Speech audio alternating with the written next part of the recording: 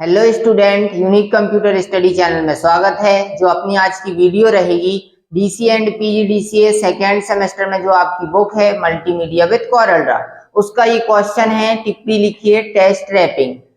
इसमें आपका ये क्वेश्चन है कि टिप्पणी लिखिए टेक्स्ट की रैपिंग कैसे की जाती है। ठीक है, तो टेक्स्ट रैपिंग का मतलब क्या होता है? जब आप किसी भी प्रकार के टेक्स्ट को पेज पर या अपने कॉरल ड्रा की विंडो एप्लीकेशन पेज पर लिखेंगे, तो जब टेक्स्ट को लिखा जाता है तो टेक्स्ट के साथ साथ आप ऑब्जेक्ट को भी ड्रॉ करोगे, इसको किसी भी प्रकार के ऑब्जेक्ट को भी बनाओगे। तो जो ये आपका टेक्स्ट लिखा रहेगा और ऑब्जेक्ट भी रहेगा, तो टेक्स्ट के ऑटोमेटिक ऑब्जेक्ट जो रहेगा वो आइट साइड ऑटोमेटिक क्या होता जाएगा, एडजस्ट हो जाएगा। मतलब आप किसी भी, ये ऑब्जेक्ट आपने बनाया है यहाँ पे, अब आप इस ऑब्जेक्ट को टेक्स्ट के इस साइड लेके आओगे या इस साइड लाओगे, तो टेक्स्ट जो रहेगा वो ऑटोमेटिक ही ऑब्जेक्ट के आइट साइड ऊपर या नीचे एडजस्ट होता जाएगा। वो क्या कहलाती है? टेक्स्ट रैपिंग करना कहलाता है। एक बार फिर समझते हैं इसको। मैंने बोला कि आपने यहाँ पे टेक्स्ट लिखा, इसके साथ साथ यहाँ पे आपने एक ऑब्जेक्ट भी बनाया। क्या बनाया? ऑब्जेक्ट। अब जब आपने यहाँ पे टेक्स्ट लिखा है तो टेक्स्ट के पास ही आपने एक ऑब्जेक्ट को भी ड्रॉ किया। अब इस ऑब्जेक्ट को आप एक टूल से सिलेक्ट करके यहाँ वहां क्या कर रहे हैं, मूव कर रहे हैं। तो जब आप ऑब्जेक्ट को यहाँ वहां मूव करेंगे तो टेक्स्ट उसके आइट साइड ऊपर नीचे ऑटोमेटिक क्या हो जाता है, एडजस्ट हो जाता है। उसी को क्या कहा जाता है? टेक्स्ट की रैपिंग करना। ठीक है, इसके बाद अब इस ऑप्शन को अपन ये समझते हैं कि ये ऑप्शन आपको मिलेगा कहां पर, क्योंकि आपको पेपर पर इसकी डेफिनेशन भी लिखना है कि टेक्स्ट रैपिंग क्या कहलाता है, और ये जो टेक्स्ट रैपिंग का ऑप्शन होता है ये आपको कहां पर मिलेगा। तो देखते हैं पहले ये ऑप्शन आपको मिलेगा कहां पर, टेक्स्ट रैपिंग का। तो इसके लिए आप जैसे ही यहाँ पे कोई भी डेटा या टेक्स्ट लिखोगे, मैंने बोला कि यहाँ पे आपका ये टेक्स्ट लिखा है। ठीक है, अब आपने टेक्स्ट लिखने के बाद यहाँ पे एक क्या ऑब्जेक्ट को ड्रॉ कर लिया, तो इसके राइट साइड का डेटा यहाँ से क्या हो गया, यहाँ से हट गया। अब आपको ऑब्जेक्ट को ही सिलेक्ट रखना है, तो आपको प्रॉपर्टी बार पर ऑप्शन मिलेगा रैप पैराग्राफ टेक्स्ट का। कौन सा ऑप्शन मिलेगा? रैप पैराग्राफ टेक्स्ट का। इसके साथ साथ ये आपको पहला ऑप्शन, मतलब कि पहले तरीके से आपको ऑप्शन कहां मिलेगा, प्रॉपर्टी बार पर रैप पैराग्राफ टेक्स्ट का। या फिर अब यही ऑप्शन दूसरे तरीके से भी आपको मिल जाएगा। मैं आपको इसका दूसरा तरीका बताता हूं इस ऑप्शन को चलाने के लिए। इसमें आपको विंडो मेन्यू पर क्लिक करना है। कौन सी मेन्यू पर? विंडो मेन्यू पर। इस विंडो मेन्यू में आपके सामने डॉकर का ऑप्शन आएगा। कौन सा ऑप्शन रहेगा? डॉकर का। इस डॉकर ऑप्शन के ऊपर माउस पॉइंटर लेकर के आप जब आओगे तो उसमें प्रदर्शित ऑप्शन में से पहला ऑप्शन आपका रहेगा प्रॉपर्टीज का। इस प्रॉपर्टीज ऑप्शन पर क्लिक करोगे तो आपके सामने डॉकर विंडो आएगी। कौन सी विंडो आएगी? Docker window. उस डॉकर विंडो में आपको तीसरा टैब मिलेगा जनरल का। कौन सा टैब मिलेगा बेटा? जनरल का।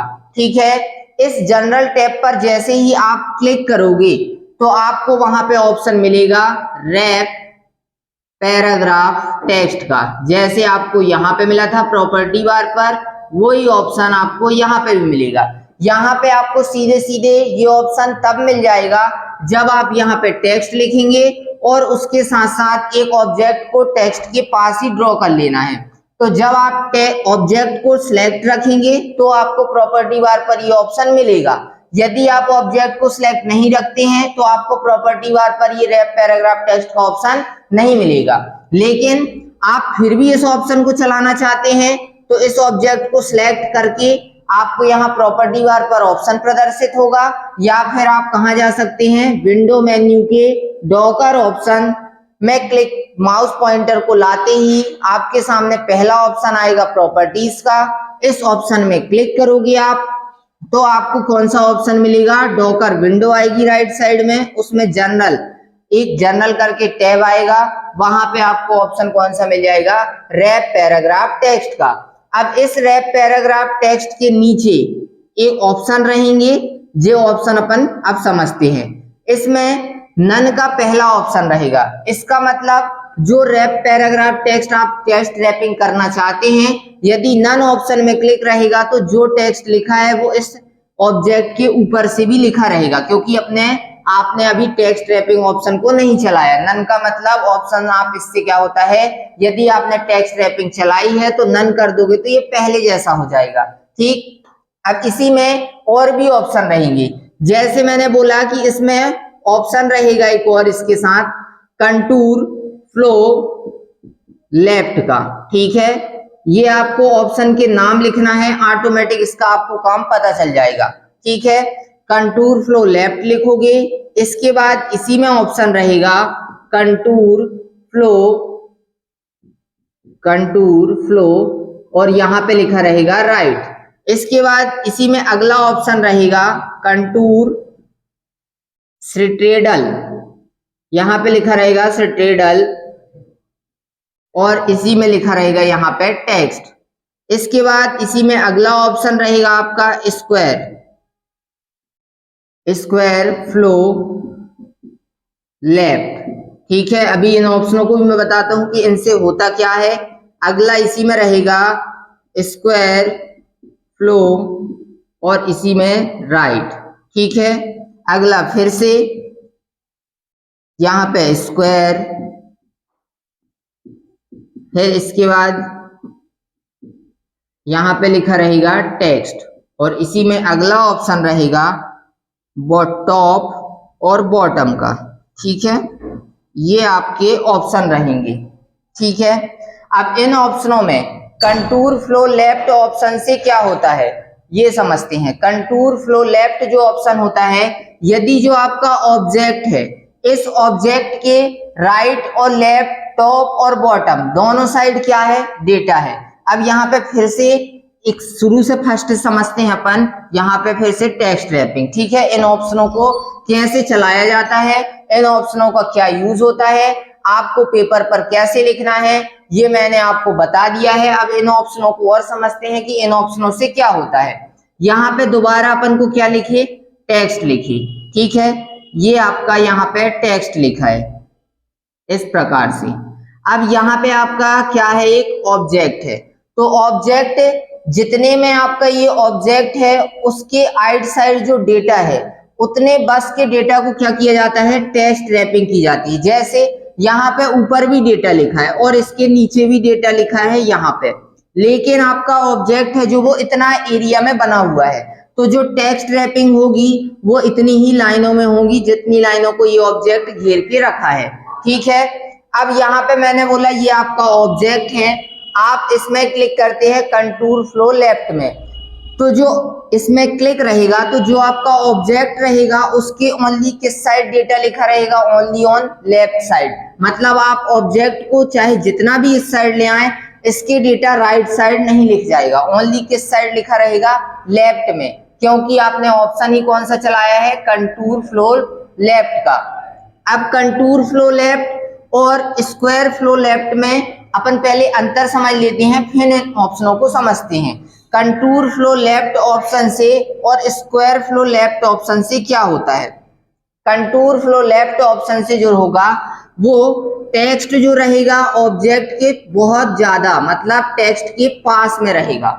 जो कंटूर फ्लो लेफ्ट ऑप्शन होता है उस ऑप्शन में यदि क्लिक रहता है तो ऑब्जेक्ट और टेक्स्ट की जो दूरी होती है वो कम होती है।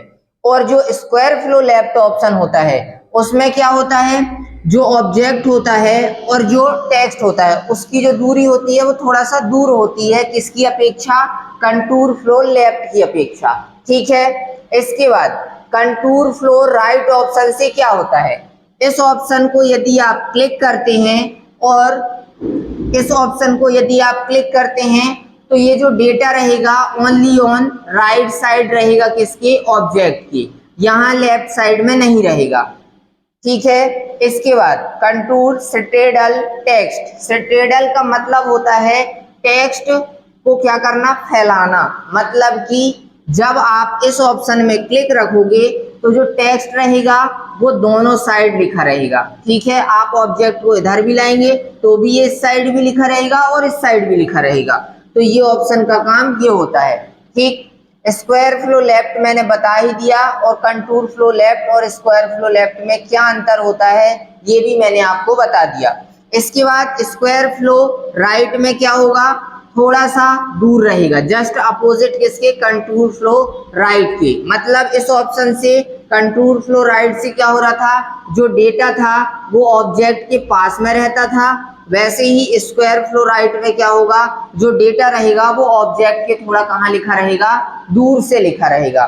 ठीक, फिर स्क्वायर सेट्रेडल टेक्स्ट में क्या होगा, दूर लिखा रहेगा लेकिन ऑब्जेक्ट के लेफ्ट में भी लिखा रहेगा और ऑब्जेक्ट के राइट में भी लिखा रहेगा। ठीक है, इसके बाद square top and bottom, top and bottom से क्या होगा, या तो ऑब्जेक्ट के डेटा टॉप में लिखा रहेगा या तो बॉटम में, लेफ्ट और राइट में नहीं लिखा रहेगा। ठीक है, फिर इस तरीके से आप सभी टेक्स्ट रैपिंग के इन ऑप्शनों को चला करके यदि नन में क्लिक कर दोगे तो जैसे का तैसा हो जाएगा। मतलब जैसे का तैसा यहाँ पे भी डेटा लिखा रहेगा, इस टेक्स्ट और ऑब्जेक्ट के ऊपर भी डेटा लिखा रहेगा, क्योंकि आपने टेक्स्ट रैपिंग के इन 6 ऑप्शनों 7 ऑप्शनों में से किसी भी ऑप्शन को नहीं चलाया। यदि आप इन ऑप्शनों को चलाएंगे तो जो मैंने आपको ये काम बताए हैं ये सभी काम होंगे। और आपको डीसी एंड पीजीडीसीए में पेपर पर लिखना कैसे है वो भी मैंने आपको बताया कि पहले आपको